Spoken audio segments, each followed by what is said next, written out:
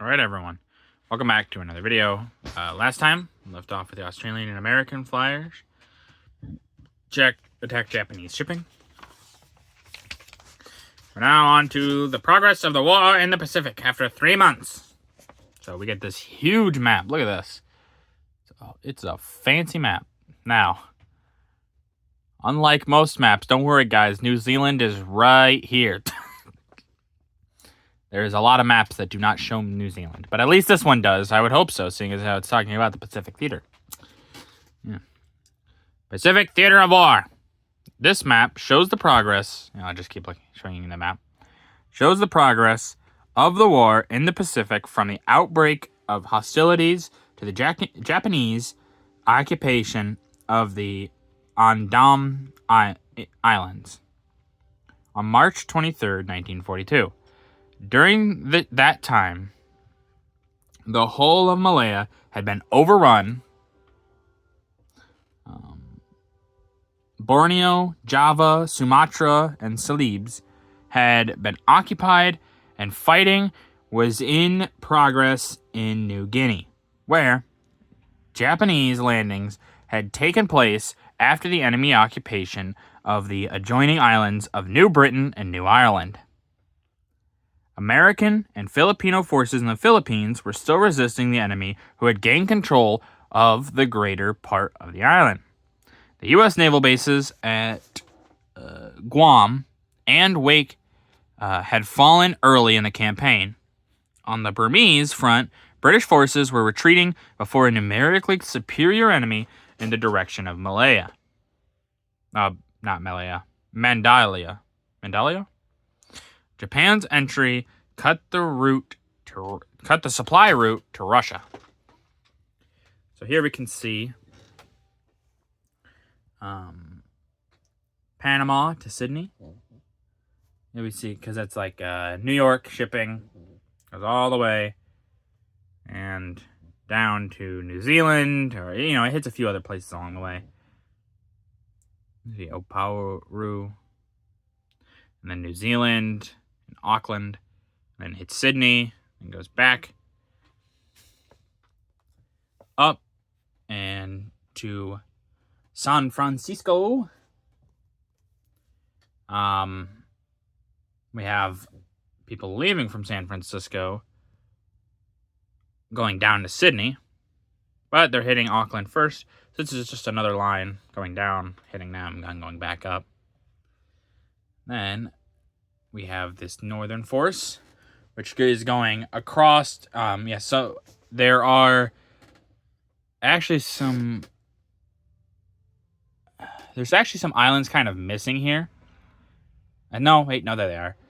But the way that they're showing this is kind of weird. But you can see those islands up there.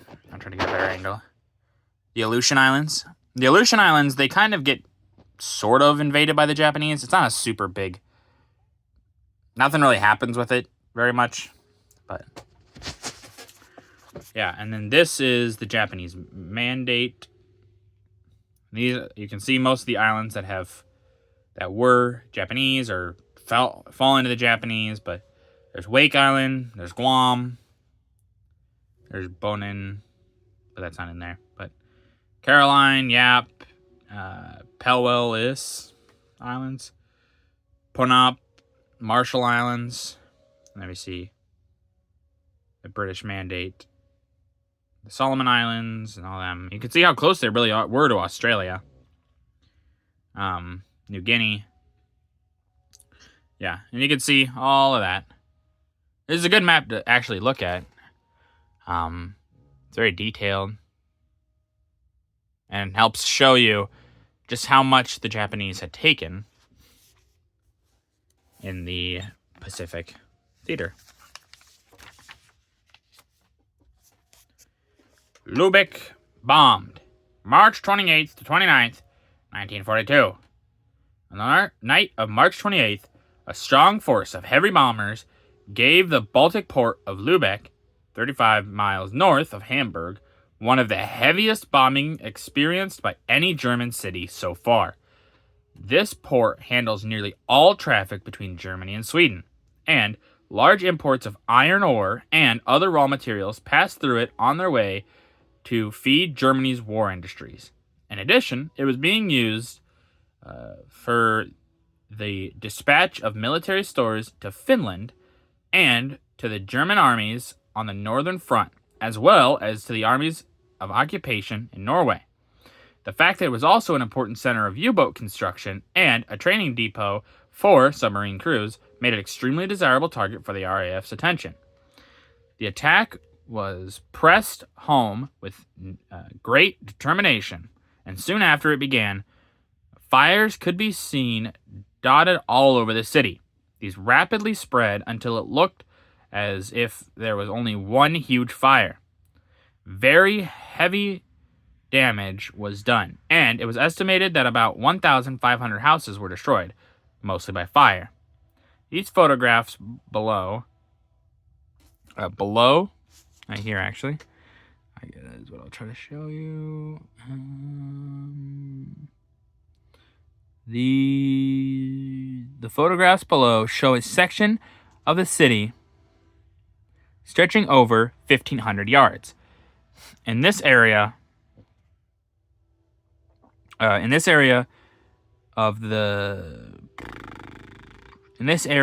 central electrical station, the market hall, and the Reich Bank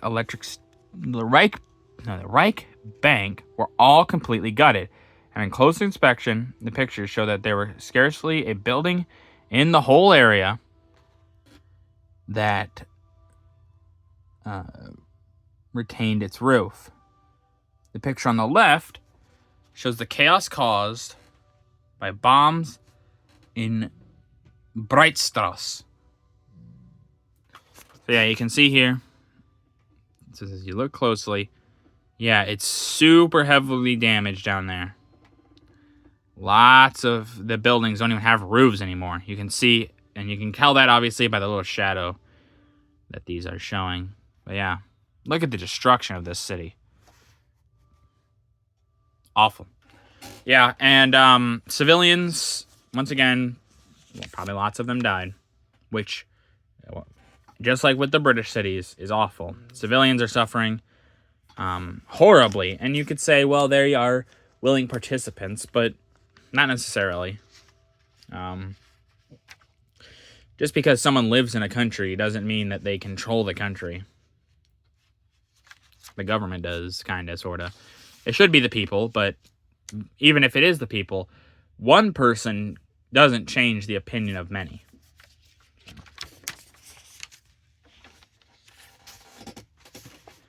Russians smash German attack on the Kalinin front, March 24th to 29th, 1942. German attack fails.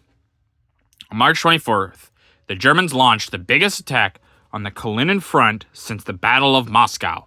Its objective was to relieve a deep salient in the lines near Rezev, where two large bodies of their troops had been isolated.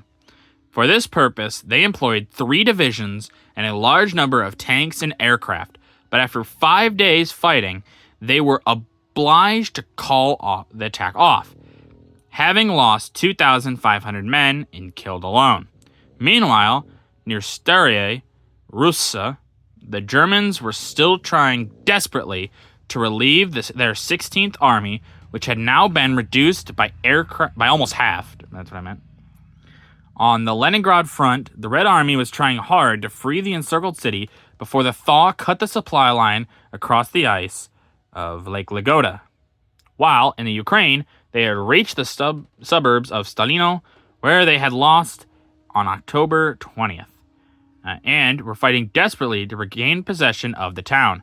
The picture shows a Russian battlefield after the tide of war had passed over it. Dead bodies and burnt-out tanks litter the ground. Yeah, you can see just the absolute devastation these men went through.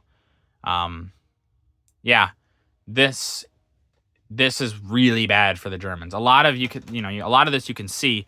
They are getting hammered hard here. And they're not really making much progress. So, as much as the Fuhrer might want them to. They're not making the progress that he is hoping for. And really, they'll never make the progress that he could hope for. And actually, there's a famous German man who we talked about the ship named after him earlier, Otto von Bismarck. He said, he gave a famous speech, and in that speech he said iron and blood. And I believe what the speech was referring to was the 20th century, or the 20th century will be carved out with iron and blood. And I could be wrong about that, but there's one thing that is true about his statement. No matter what, a lot of this is iron and blood. The amount of, tanks and men and everything that went through all these wars. Think about this. In the span of 50 years, not even, I'm, just giving a general estimate, but 50 years, we have the First World War, and then the Second World War not long after, and then, not even that long after that, we have the Korean War. So many men lost. And for what, really? Yeah, you could say World War II was a more good versus evil, which there is a case to be made in that. But something that you have to remember is sometimes good and evil are not so clear. And it's not so black and white. There's a lot of gray. And a lot of this gray is the men who are fighting, who they may not agree with why they are fighting, but it is their duty because they know if they don't do it, either they will be killed, potentially, jailed, or they will be hurt in a way that is unquantifiable necessarily. You can't necessarily say, oh, this is exactly what happened. But so a lot of these men, they fought and they died for people that didn't really care about them. And so I leave you guys today with just that thought. Just remember, when we're talking about these people, a lot of them, they didn't necessarily want this. If they could have not had a war, they probably would have preferred that. So never be too quick to judge anyone. There are people who, yes, are evil. Funny Mustache Man is one of them. But once again, like I said, he was in charge. He didn't care about the Germans. Not really. If you guys like this video, leave a like. If you didn't, leave a comment. Tell me what I could improve on. I really appreciate your feedback. And as always, subscribe. It helps out the channel. You guys have been doing amazingly. So I really appreciate that. Thank you.